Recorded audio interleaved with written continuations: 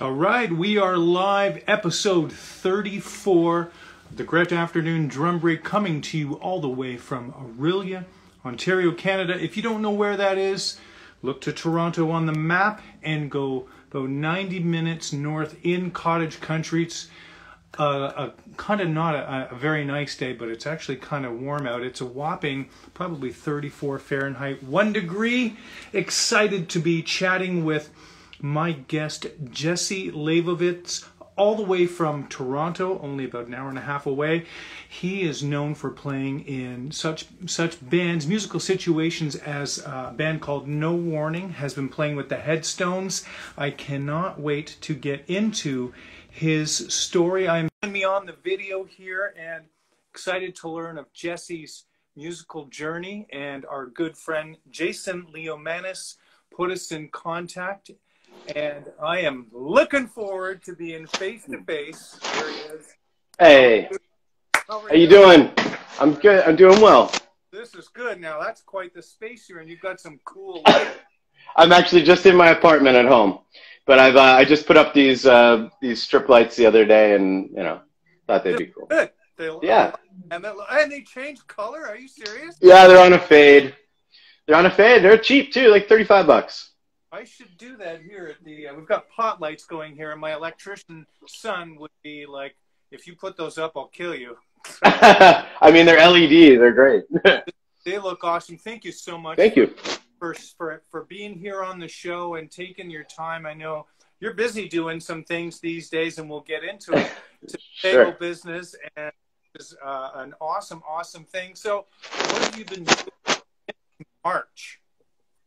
Yeah, well, laying low pretty much. I mean, there hasn't been a ton of musical stuff going on aside from, a bit of playing at home on my own. Everything's kind of, Headstones-wise, kind of shut down when this all hit. And Hugh, our singer, is an actor as well, so he's out and he's filming some stuff out in Montana since March, filming a show with Kevin Costner. So we've been on laying low. I've been doing a bit of writing myself for, possibly for them, possibly for other stuff, but mostly on guitar and bass, funny enough, just because, just for a change of pace for me. I've been playing drums for my entire life, I guess 27 years now. And since this break happened, it's been kind of nice to, I'm still playing, don't get me wrong, I'm still playing a lot of drums, but I'm focusing on some other stuff too, just to be creative with at the moment. Apart from that, actually, drumming wise, I just started playing with a good old friend of mine, Ricky Tilo, who actually plays guitar with Lady Gaga. Yes. Me and him and my good friend Jay Grizz are doing this project together. We just started jamming a month and a half ago or so, and it's been amazing. It's just super. We've just been getting in a room and just starting on a riff and playing and recording, and we've ended up with about 4 hours worth of music right now. That's I mean, not all totally usable, but stuff that we're going to chop up and kind of write by chopping it up that way, So that's been a lot of fun. What's the style? What's the genre? What kind of vibe is this music? It's super. I'd say it's super heavy, kind of stoner rock kind of vibes, mixed with a little. There's definitely some Pink Floyd-y kind of stuff going on. It's kind of all over the map that way, but they're tuned down to C most of the time, so it's pretty heavy, and sludgy. But it's really an opportunity for all of us to do something that we've always wanted to do musically, where there's no rules at all. There's no expectation. There's no nothing. We're just getting in a room and literally just jamming, and it's been amazing because they're both such incredible musicians that I feel like the weakest link in the room for sure. And that's the best place to be in when you want to grow. You want to be. I always say that in the attitude that I play, and I always say that I'm the lousiest one in the band because they have such exceptional musicians, and you learn, and that's amazing, man. I can't wait to hear some of that stuff. That's good. Yeah, hopefully we'll have something else soon. I'm sorry, what? I cut out. You are definitely a connected Toronto musician.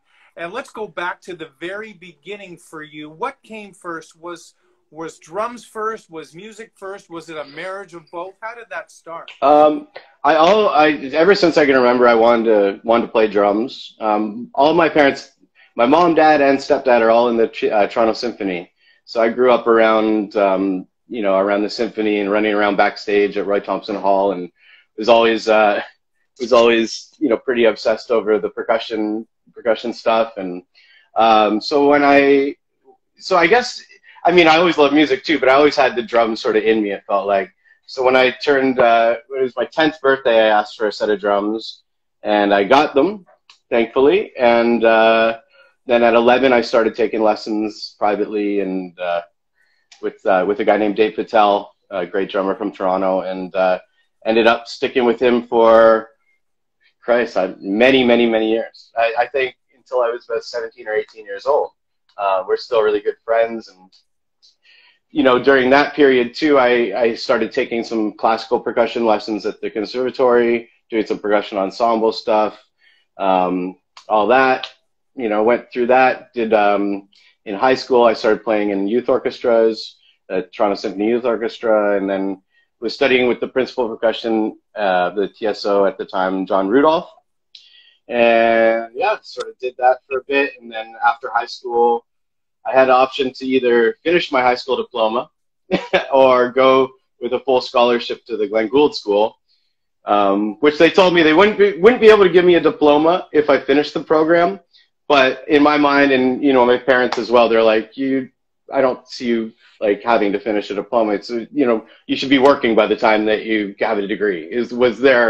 Was their thinking, and kind of mine too. So I went to Glenn Gould School for about a year and a half, and then ended up joining a band and going on tour. So that kind of classical thing fell off there, where I started playing again more drum set and heavier music and stuff like that. I know Dave Patel really well for a long time. He's the guy that actually mentioned your name to me maybe 12 years ago. Oh, wow. I think, or maybe right around when you became a Gretsch endorser. Mm-hmm. And he mentioned your name, and I'm like, well, I don't know anybody else named Jesse Labovitz. So I'm like, this has got to be the guy. And then Jason Labovitz mentioned your name. But Dave Patel had some really good things to say about you. He's like, yeah, he took some lessons with me, and Dave and his that's a good impression. Oh, I love Dave to death. Dave is probably the biggest. I tell him this, but he's probably my biggest influence and inspiration growing up, and it's just so many years, and he's so sweet and so patient with me at 11 years old and on. Hell, he's probably had to be more patient with me at 17 than 11, but it was always great. We would get, our lessons would always start with, getting in the room together. And I started with him at Just Drums, and then moved to Soul Drums when they opened Soul Drums, and he moved with them. But we'd get in the room, and for the first, 10 minutes, we would just play together. And he would just play, and we'd trade fours, and he was always so supportive. And like, I would play something, and he would make me feel like it was great. And he'd be like, shit, I'm stealing that, or whatever. And I'd be like falling down the stairs, but he just always had the really interesting ways of using boring sticking stuff and like that, and how to apply that to the drum set. He's always really, really creative and amazing with that. And it made it fun to learn your rudiments, He is an absolute beast. I used to teach with Drummer's Choice. That's how I knew him. Cool. And I would listen to him play, and I'm like, what is that? I know it's some African crazy thing that you're this half note triplet in the hi-hat there. And then he's like, you can play the bass drum here and then move this. I'm like going, yeah, I can't even play what you're playing. It was just so cool and inspiring. All those dudes were like that at DC. They were all. I bet, yeah. It was such a great place. That's really awesome that you had lessons. I didn't realize you were as young as you are. I guess the year and the video. I'm 37 I am now. Okay, so yeah. So I'm getting I'm not that young. Or not that old, or not young. I don't know. Well, that's wonderful. So what kind of, so who were you listening to early on? I know you're into heavy, you've been into heavy kind of music. Who were some of the musical influences, drummer influences that grabbed you from early on? Well, the day I got my set of drums, my 10th birthday, I got Use Your Illusion 1 on cassette as well. So the first thing I ever tried to play along to was definitely Matt Sorum and him on that record. So I mean at that time, I guess that was 93 when I got my drums. So it was right when all that shit was really happening. And I just fell in love with Guns N' Roses. I loved Guns N' Roses like crazy back then. So I actually got to meet Matt once in LA. We were at the Viper Room and he was there, and I like was, you know, half in the bag, but I gushed to him and told him how important it was, you know, and he was really, really sweet. He was a really, really great guy. So that was a huge thing at the time. I mean, a lot of just random stuff on the radio at the time when you're that young sort of grabs you, you know. Then, you know, when the punk rock thing was happening with Green Day and stuff like that, getting huge in the world, I was a huge Trey Cool fan for sure. Really loved his drumming, and especially just those constant eighth notes on the hi-hat that, you know, don't let up and are so even. Always tried to emulate that. And so those two at the very beginning were really big for me. And again, I'll bring it back again to Dave and stuff like that, like just watching him and sort of seeing what he was doing and stuff too. And I know Patel has such great time and has that big, solid, fat groove. And you know what? When I do my research for my guests, I like to see them play in different situations. So I was looking for you and the band on YouTube and some shows. You had started the tunes off, and I'm like watching you going, man, that is super steady. Like almost what I wanted to put a click on just to go. But it sounded really great, and you can definitely tell that you've had that influence and probably played with a click and recording and all that. I love a click track when recording. I mean, there's certain instances where I love them live too. Like if there's ever backing tracks or stuff, of course you have to have one. But I love it. I mean, I embrace the click. I'm one of these guys that in the studio, you know, people who say, oh, you don't need a click if you lose feel. You should be able to have great feel with a click. You should know how to play before, after, in the middle, wherever, you know. And I love that. I love being able to interpret the click differently. But live, I mean, live with rock, with Headstones, with No Warning, with anything heavy, there's never a click involved, just because things are so up and down.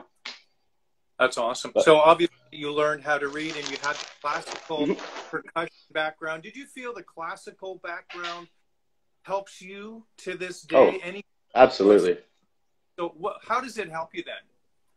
I would say more than anything, I think it's the tone that, you know, drummers are always talking about playing in time and being steady and this and that.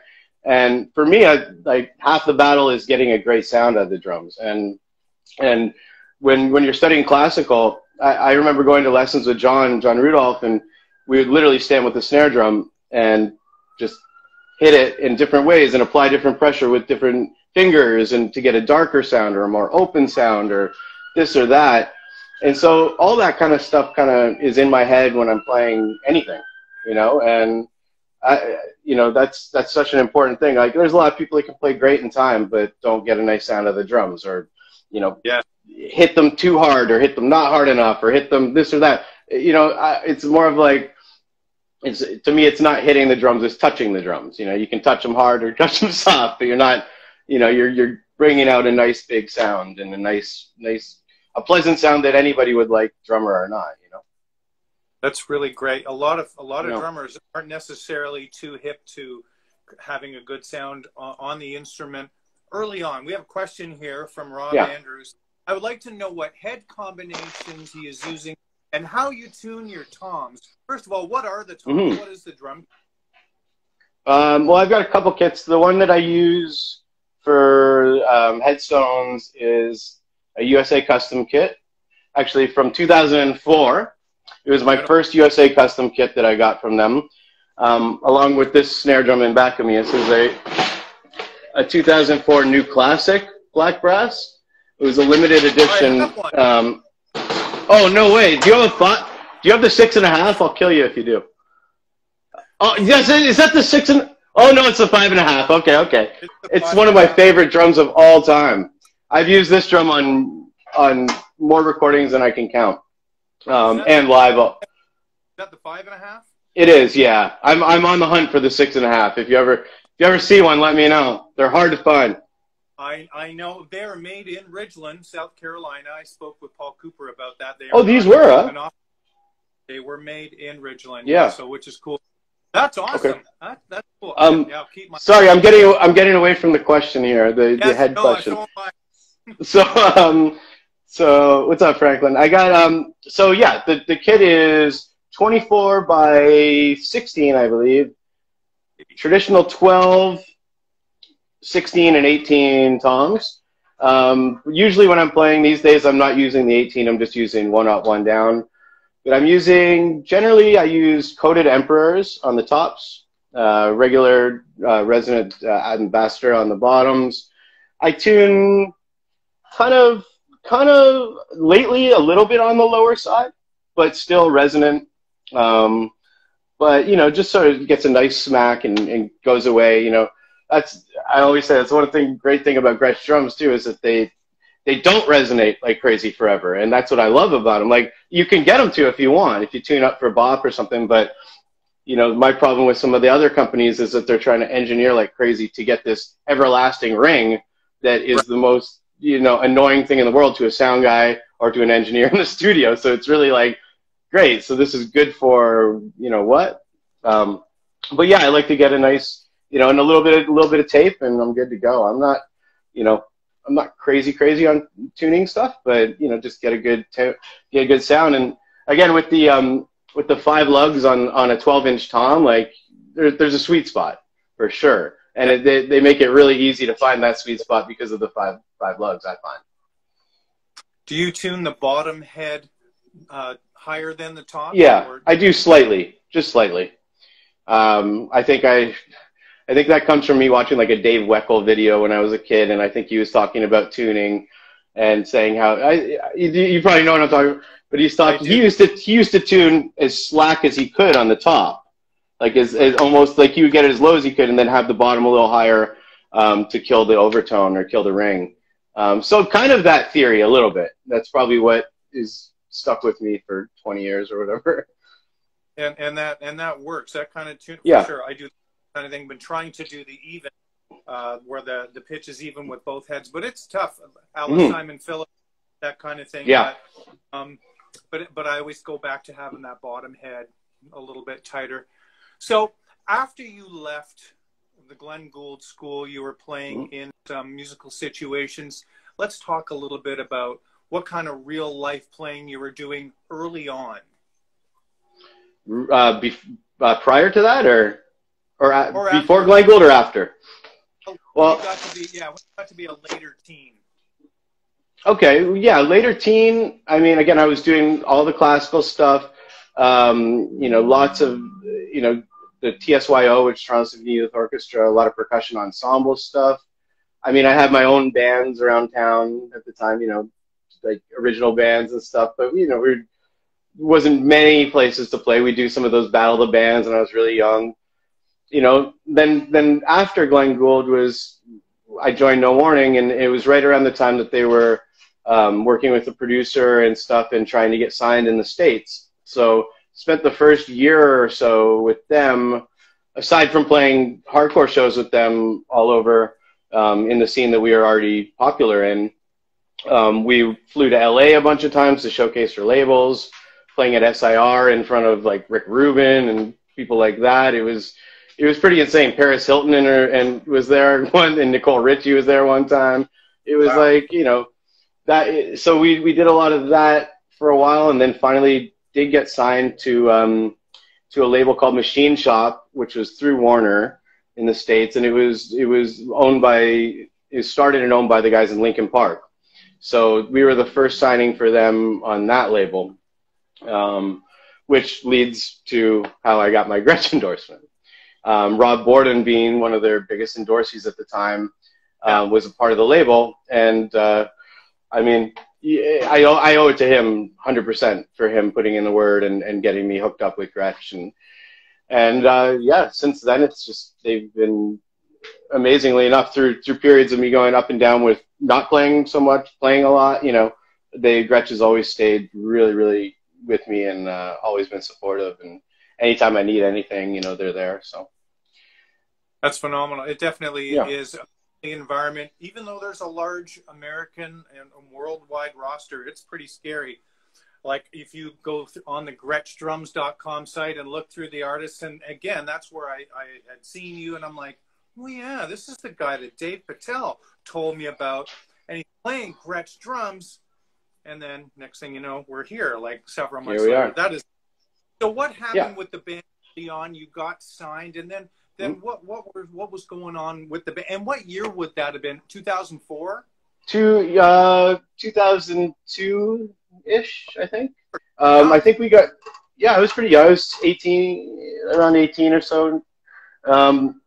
We got signed, and then we started touring a bunch. We ended up going on tour with this festival tour called Project Revolution, which was like a 2.5-month tour across the States with Linkin Park headlining, Snoop Dogg, Korn, The Used, a few other people. And then we were on the second stage with Ghostface, Funeral for a Friend, a band called Downset.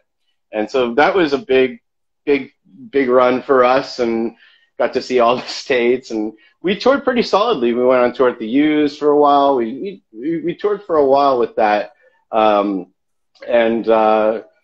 a couple of years, I guess. And then things sort of, with the band, things just, everybody sort of got a little burnt out on it and wanted to do some other musical stuff. So we actually ended up, after a while, sort of I guess breaking up the band. I guess we did break up the band, and I think it was 10 or so years before we started playing again. Wow. Yeah, which was crazy, because we started getting offers from Europe and stuff like that. Our first show back playing as a band was headlining a festival in Belgium. And the funny part, we had never been to Europe at all, not even once, when we're a band. So there was kind of a demand there. So we did that, and we recorded a couple singles, and then we recorded a record a couple years ago, and been doing some playing. You know, not a crazy amount of playing, because we're all involved in other projects as well, and it's not our main thing anymore. But it's still something that's fun for us to play a few shows a year, and you know, we did a tour of Europe last year. We did, you know, I don't know that we will this year, but you know, like we're just keeping it sort of there, and yeah, so that's what happened with them, or with that. The singer in No Warning's gone on. He's got a project called Young Gov, and I've played on probably every one of his records. So we've been working together in all kinds of musical situations since, and we'll continue to, for sure. Wow, what an amazing journey. What did you do in that? What kind of playing situations were you in that decade or so that you weren't playing as a band? Well, it's funny. There was a time where, I mean, I always played drums, but there was a time where professionally it wasn't happening as much for me. I was actually managing a guitar shop. A friend of mine was working at a guitar shop in Port Credit. Oh, okay. Just outside of Toronto here, down the road, and a friend of mine was working there, and they had lessons at the time, and one of the drummers needed a sub for teaching. So I went in and I subbed in for him, and then they ended up closing the lesson program, and then I ended up going upstairs and working on the floor selling guitars, and then I ended up managing the place after a while, and sort of it was great. It was great, but it kind of trapped me, because I was the only guy with the key. I had to be there every day. I couldn't take. I was getting offers for playing, but I couldn't take any of them because, you know, because of my responsibilities there. So it was probably about 10 or 12 years ago, or 10 or 11 years ago, now, I guess when I quit there, was it maybe a little more, Wow. but my wife, I had like a breakdown one night. My wife, her girlfriend at the time, but wife now, she's like, babe, quit your job. She's like, quit it. She's like, you know, people will hire you. You'll be fine. Like, as soon as people know that you're available, you'll get work. And it was great advice, and I did. I quit and I started working with a friend doing some selling T-shirts for like a merch company, like working with bands to get them. But it was more a freelance sort of thing. It was more on my own schedule, so I was able to start getting back into actually taking gigs. And for a long time, I was doing a band called Ride the Tiger in Toronto, which is a Motown soul cover band. And Yes. we played at the Orbit Room every Saturday for about 8 years. We ended up, and if I hadn't have quit my job at the guitar shop, that probably wouldn't have ever happened to the degree that it did. That turned out to be something where we still do some corporate stuff. We still play here and there, when we can. But Right. But yeah, there was definitely a weird time in my life where it was like, what the hell is going on? Like, I studied music all my life, and known I'm supposed to be a drummer all my life, but here I am, and I'm not playing drums. So it was weird, but got out of it, and there's a lot that I learned at the guitar shop that I think was beneficial in life anyway. So Yeah, was the owner of that named Brent? it was. Yeah. Yeah, because he used to have a shop next door to Drummer's Choice in Brampton. It was That's right. Yeah, that's right. Leonard. Yeah. And yeah, I remember going into that shop. I played a club that was just a few doors down from probably the Harp, or there was the Harp. There's Southside. What the hell is the other one called? Rockin' Docks. I don't know. There's a bunch of clubs down there. Yeah. Okay. Yeah. It was. Yeah. It seems like forever. And that's such a shame about the Orbit. I played. Oh God. Yeah. Oh man, played just a private event there, and that was a lot of fun. And I was hoping, I had a dream the week before that Alex Lifeson had come in and sat in with the band in my dream. Oh. Like, oh, but yeah, but of course it didn't. Wow. Yeah. But, and it's funny because I remember seeing I'm relatively new to Instagram over the last couple of years, and seeing Ride the Tiger, and I know Franklin was here, and he Frank. And you, and I saw some footage, and so it's pretty wild. If you were to maybe talk to a lot of music fans that like heavy music, they wouldn't guess that you'd have a classical background. They wouldn't guess that you played soul and R&B the way that you do, and you can probably play jazz as well, which is I can fake it maybe. It's been a while since I played in a proper jazz situation, but again, thanks to Dave and Jim Riley's Art of Bop Drumming, I have some jazz knowledge for sure. But I mean, again, all this stuff to me ties together. Like the groove in Motown is the same groove that it is in heavy music. Like, there should be feel of that. There should be great feel in all kinds of music. So I think they all really do tie together, and I think they all help each other for sure. That's a great observation and approach, and I agree. And I do a fair bit of teaching in here, and a lot of the young students who have never heard Motown stuff, because they might be 10, 11 years old, or from a different country, and when they hear it, and I show them the groove, technically is the same thing as it is in an AC song, only the vibe is different and everything that surrounds it, and they get excited by the variety. Which is, as for the young drummer, I love variety. Yeah, and it's another thing I noticed too, like, because I didn't always play, before Ride the Tiger, like, I always loved Motown and stuff, but it didn't like jump into it and have to learn it the way that I did. But one thing I noticed too, like crazy on those recordings, like most all of those songs, all those recordings, those drummers are slamming the drums. They are they are beating the hell out of the drums. They're, like they're hitting as hard as any rock drummer, or harder at times, and with the same energy. So it's like, again, if you were to take one and put it over the other, it probably would work, And I'm sure somebody has in some kind. I bet you they have, yeah. For sure. As we've seen lately, social media, that is phenomenal. drummers would be considered to you as your musical heroes? Who else besides Matt Sorum and Dave Patel? Who else do you like? Oh, geez. Well, I love Steve Gadd, of course, growing up, and to this day. Actually, I just picked up this record the other day. It's El Dimiola Casino. I got a Japanese copy of it, so I've been digging into that. I mean, again, drummer-wise, there's a bunch of punk rock drummers I liked growing up. You know, Dave Ron of Lagwagon was one of them. But, you know, other drummers, too.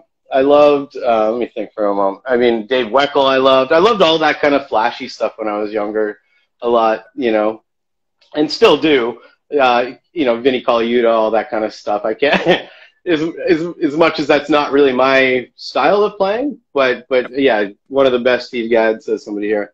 And Gadd is the kind of guy to me that could do anything as well. I could see him sitting in any situation and making it feel and sound amazing. Same with Vinny too. I mean, Vinny went and played on a Megadeth record, you know. Crazy as that, and then toured with Faith Hill, like this. Yeah. Insane. Josh Freese, I mean, as a modern drummer, is one of those guys that, again, is just an inspiration to do this kind of stuff. Danny Carey is huge. Danny Carey to me is one of those guys too that is really a model of like technical ability in playing and mixing classical with rock drumming for sure, and everything else with tabla playing and ragas and stuff like that. Yeah, he's a beast. He really unreal. I'd love to meet him and pick his brain a bit. Yeah, me and you both. I know he went through the Gary Chester, the New Breed book. He talks about that. Did you do any studies with Dave Patel or any of the other ones that dove into any of those kinds of books?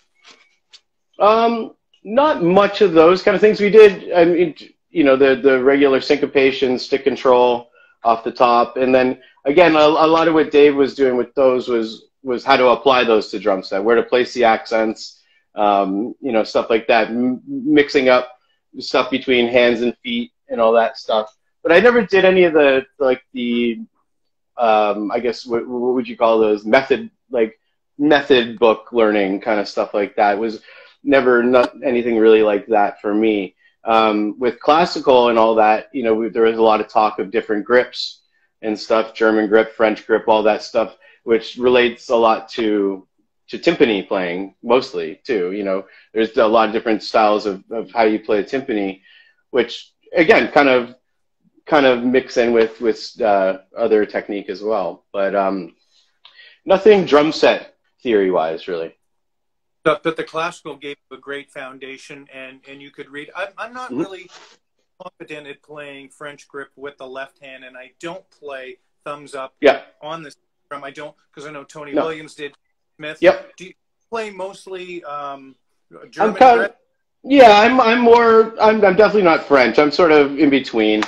And again, depending on dynamics and stuff like that, you know, grips sort of move and change a little bit, but generally speaking, I'm pretty standard. Are there any music that you listen to or like that some people would be surprised at? Like a guilty pleasure? Let me think about that for a moment. What have I been listening to a bunch? Wait, what have I been listening to a bunch lately? I've been listening to Paul Simon. Oh, I love Paul Simon. I love Paul Simon. Jayhawks. Yeah, I mean, it's funny. Yeah, I love the band. The Jayhawks are probably one of my favorite bands of all time. They're a band that's been around since I think the '80s, but they, you know, it's more folky kind of stuff. And I love, generally when I'm at home listening to music, it's usually pretty chill. But yeah, Paul Simon, James Taylor, those are probably a couple people wouldn't think I was into, but definitely, I mean, again, Paul Simon to me too, it ties back to Gadd because he's got so much Gadd all over his records, and and so, but I love Paul Simon, yeah. That's awesome. Any particular records of Paul, or just kind of the whole catalog? Well, Graceland for me was massive because every year I would drive to Philadelphia with my dad. My dad's from Philadelphia. My grandparents were there. So we'd always go on these road trips every summer to see them. And Graceland was the cassette in the car from the time I can remember. More recently with Paul Simon, there's a record called One Trick Pony, which I think was a movie as well, but has Ace in the, one of my favorite songs, Ace in the Hole, on it. Again, that's Steve Gadd. I think Will Lee's on bass, if I'm not mistaken. Richard T on keys and vocals as well. And so that one's pretty. That's one I found maybe 5-6 years ago, or discovered and have really loved. That's a great. It's got Late in the Evening on that as well, doesn't Yep. it? Yeah, I believe so. I have it somewhere here on vinyl. I don't. It's here and there. I love vinyl too. I'm telling you, I've got dozens of records here. And yeah. Thing about it that's warm and sounds great. And yeah. And sometimes you're able to find stuff that just you can't buy in digital format these days, or isn't around. Yeah. And I love notes and pictures and that stuff. We have a comment here from Coketown Media. It's nice to have the manager in the background. And music you can eat bagels. Yeah, right. Oh, that's no. What's up, man? That's awesome. And Michelle Truman has joined us here. Hello, Michelle. Mentioning you the other day, saying that you. Oh, I miss her. Yeah, yes, I know. I miss her. It is so strange. We've been hanging out with the same 8 people or so the last going on year. 10. It's going to be a year. It's going to be a year really soon, before you know it. It's sad. It is sad. But let's talk the bagel company now. I've been wanting to ask, seeing some. How did this happen? What's it called? Where do people get some of these? Sure. Okay. It's really crazy. This thing all came about a week ago. I had previously not really had, I just wanted to learn how to make bagels for myself, just because, it's hard to find a good bagel. And I was making some pizza doughs and stuff like that as of late, the whole COVID baking thing. And ended up finding a Montreal style bagel recipe and trying it out a couple times, and it turned out really, really well. So I went on my Instagram and just asked, would anybody be interested in buying any bagels if I made some? Everybody responded like crazy, saying yes, yes, yes, yes. I have my DMs flooded. So the next day I was just sitting and brainstorming, and everything sort of came together at once. The name Sherms, the name of the company is called Sherms, and that was my grandfather's name, my dad's dad from Philadelphia. And it just was one of those things. I said it, and it was there. My wife is a graphic designer. She's sitting right beside me. She whipped up the logo in about 10 minutes and put up an Instagram, and before you know it, I have a bagel company. And it's been insane. I've been in the kitchen since I started this thing. I've actually got some dough in back of me in the kitchen rising right now, because I've got, I think, about 2 or 3 dozen orders today, or 2 or 3 orders for dozens. So I'll probably make about 60 bagels by the day's end. And people are like, I can't keep it. I made a list of people I have this. Where's my book here? Looks like a crazy person's this is scribbling awesome. here, but I filled every day this week with about 4 or 5 orders, and then I've got so many people hitting me up that I'm going to do a pre-order early next week for next week, and I'm considering moving to a commercial kitchen, and it's going really quickly upward. So it's funny. I mean, it's something to do while I'm not gigging, and it's crazy. Me and my best friend Food, who's doing this with me, he works in the music industry. He's a producer and engineer. He's worked at labels forever, and he's my best friend. And we were laughing yesterday that people pay you more for a bagel than they will for a stream, by a lot. By a lot. Right. People are sooner to give you money for, give me $20 for a dozen bagels than they are for, you could make a record, try to sell it to somebody for $20.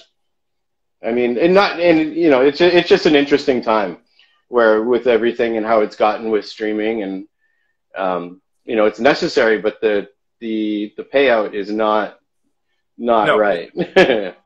it's terrible. All Yeah. Universal is buying these people's catalogs, but they won't pay anybody royalties on a stream. Yeah. I see Mike Malinin, who was the drummer in the Goo Goo Dolls, and Yeah. he gets 0.003 of a cent every, and it's pretty sad. Let's go back to the Yeah. bagels here.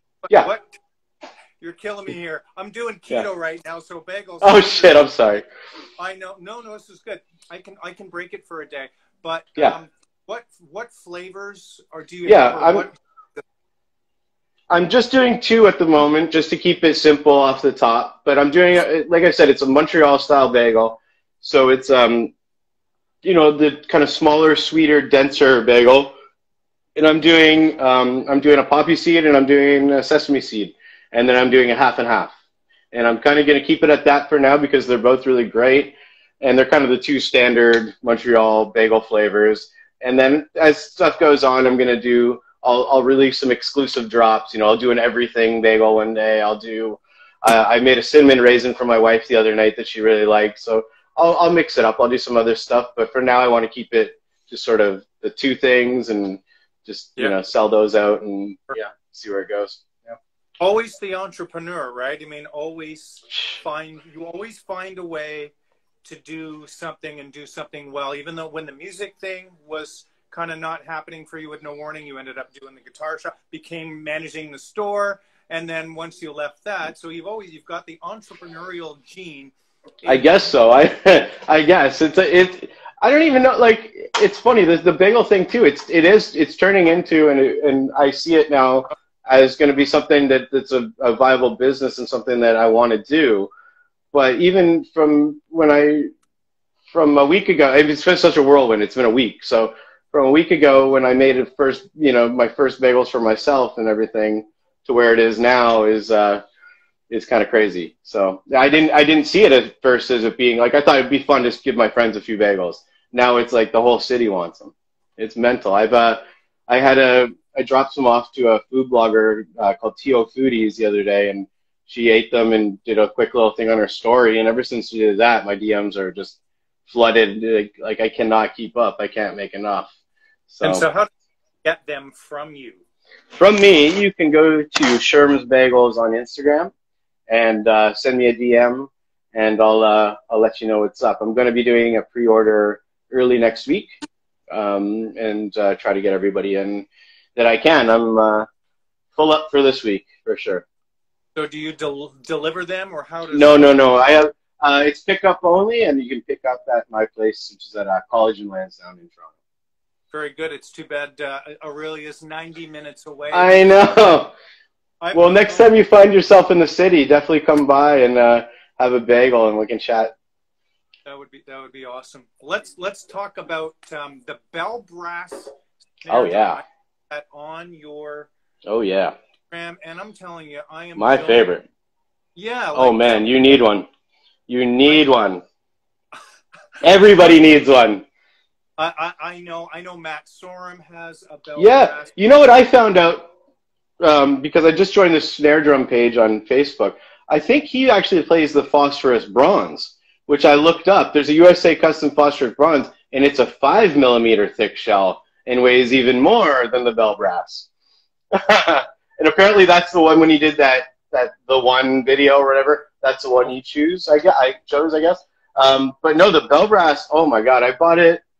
When did I have it? Maybe I've had it for a couple years now, maybe.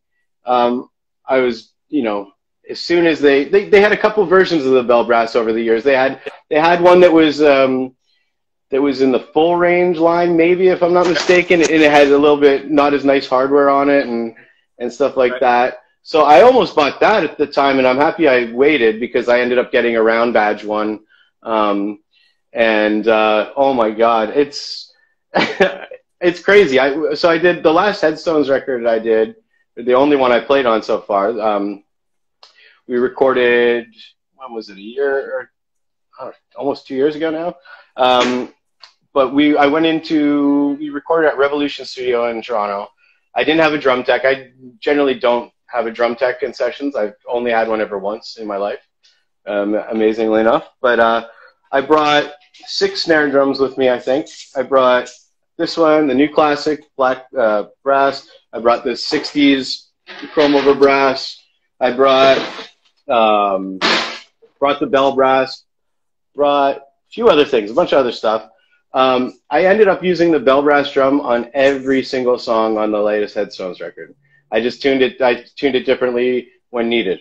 I tuned it down super low for a couple tunes, and it sounded crazy fat. I have it way up high for some of the faster stuff, and it honestly, like, I had all these drums behind me. I used one drum, and it can really do it all. It's amazing.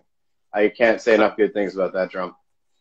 I remember I spoke with Sean Horton a few months back, and he said that he had one on a backline gig, and his wife was up in the balcony, and he's like, babe, I gotta get one, and he got one and just loves it. Now, some people might think that drum is going to be too loud. No, it's loud, but it's not too loud. It's got a really pleasant tone to it. Again, I mean, every drum can be as loud as you want, but it does have a nice, warm, full sound to it. I mean, you crank it up, it goes really, you know, it'll go. But I would say it's not any louder than the solid steel, which I also have. I have USA Custom Solid Steel. That thing when cranked up can really go. I wonder if it's louder. I'd have to do a side by side. But the bell brass is again, it's a matter of how you tune it and how you hit it. So right, I know this black brass. I played it once. I got it from a guy in Montreal and played it at an outdoor gig in Quebec, and we sound checked. And the band turned around and they said, "You can't hit that drum that hard," because I was probably rim shotting. Yeah. Are they kind of similar in its projection? Do you feel? I'd say the 5.5 here, the new classic you're talking about. Yeah. I don't know. There is definitely a bit, maybe even more projection out of the shallow drum. The bell brass has as much volume maybe, and it's got a bigger sound, but this one probably cuts a little bit more when cranked up, especially. But I mean, this drum. Oh God, I need to find the 6.5. You need to help me find the 6.5. I'm gonna put out an SOS. I need that. You sell some more bagels, I'm telling you, and it'll appear on your. Oh God. Trade for 6.5. How many dozen bagels? I'm just kidding. Yeah. That is awesome. So what do you have? What do you use drumhead wise on the bell brass? What do I have on there right now? I'm trying to think. I think I just have. Oh no! What do I have? I think I just have a CS on it now. But I have been using those Power Stroke 77, I think it's called. Yeah, that's thicker. Yeah, a little bit thicker. But yeah, generally, between those two heads are what I generally use. I don't actually play for any drum head company at the moment, so I've kind of try different things too. I'm not a huge Evans guy, but I was playing some Aquarian heads for a while. I was considering maybe trying some of these attack heads because there was somebody who's going to send me some of those. But yeah, I mean, I don't know if it's just because I always have played Remo. It's just kind of what is familiar to me and what works best for me. I don't know. I've kind of gone back to playing Remo, and I have the coated amps on my Renown kit here, and a coated amp on a 60s round badge kit here, and I'm telling you, those work. And Chad Melcher gave me the advice of those drum heads and to put some cotton balls in the specific amount, and I have no moon gels, no nothing. Really? Yeah. And it's pretty awesome. So that's kind of, and it's a nice big fat sound, and it's how you tune and how you strike it as well. Sure. I want to ask you about, you've been an endorser for 16 years, and I know that when you guys got signed, that was something that became available to you. What was the process like? And did you meet? Have you been to the factory at all, or did you meet? Where did you meet these folks? I haven't.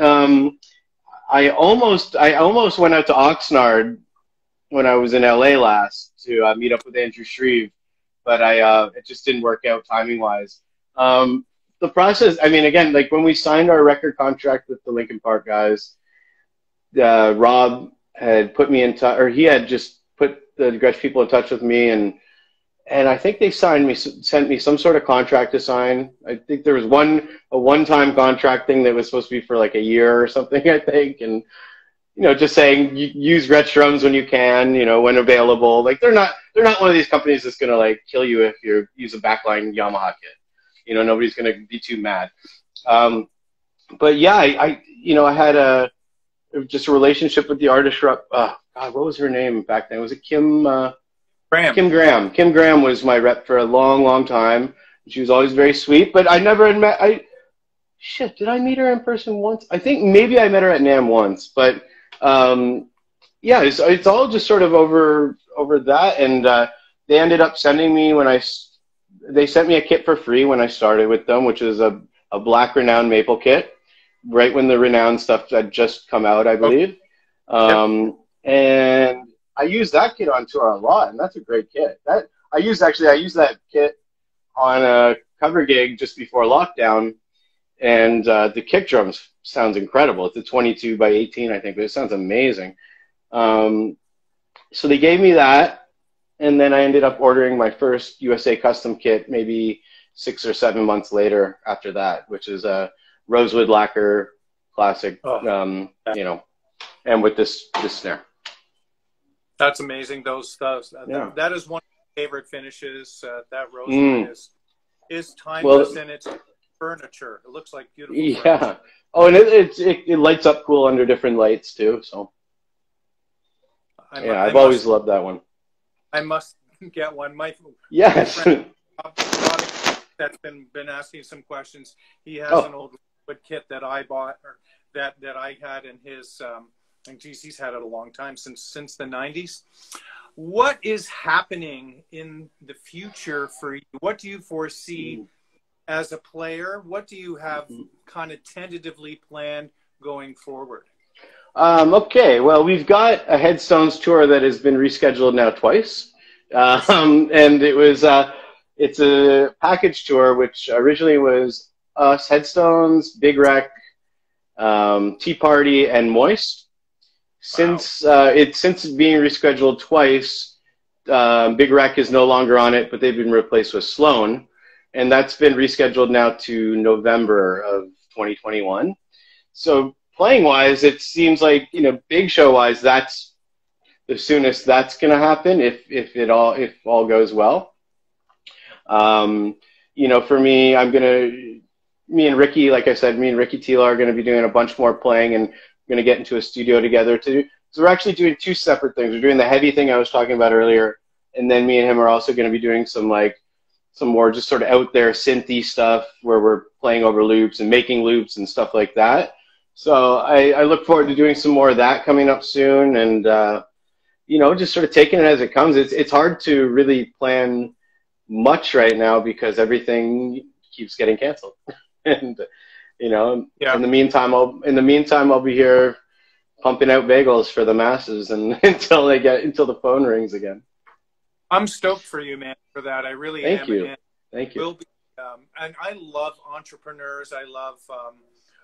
I tried to work for somebody, and I worked for my friend's pool company for a couple of seasons. That was amazing. But he's also a drummer, and has two Neil Peart replica drum kits, and was kind enough to let me go and do a week's run of dates and things. But like you, I needed something else to do during this lockdown, something for me that was creative. So I started the Gretsch Afternoon Drum Break in April. So 34 weeks, 34 Fridays in a row, I've been here, and it's hell yeah. So where can people find you on the web? Are you available for remote sessions? Do you record from home, or can you? Where can people find you? The easiest way probably to contact me would be either over my Facebook, which is Jesse Labovitz, or Instagram, Junkyard Jesse. I don't have a remote setup here, but I have access to a lot of studios close by. So definitely, if anybody needs anything done remote, you can hit me up and I'll do it. Or if you need me to go somewhere, we can do that safely and distanced, if need be as well. Awesome. Man, I'm telling you, thank you. It was great to get to know you. Thank you. You really too. Great to meet you and hear about your journey. I had no idea about the classical background and whatnot, but I'm as I said, I'm really stoked for the bagel company. Again, what's the name of that again? The bagel company is called Sherm's Bagels, and you can find that on Instagram, Sherm's Bagels. Phenomenal. You're making me hungry. I got to go in and eat some carbs. I got to go bake. All right. My pleasure. All right, man. All you, Jesse, you stay safe, and hopefully we get to see you meet in person when you're playing, and that would be a lot of fun for me. You take care, my friend. Absolutely. Thank you very much. You're welcome. Bye-bye. Bye, everyone.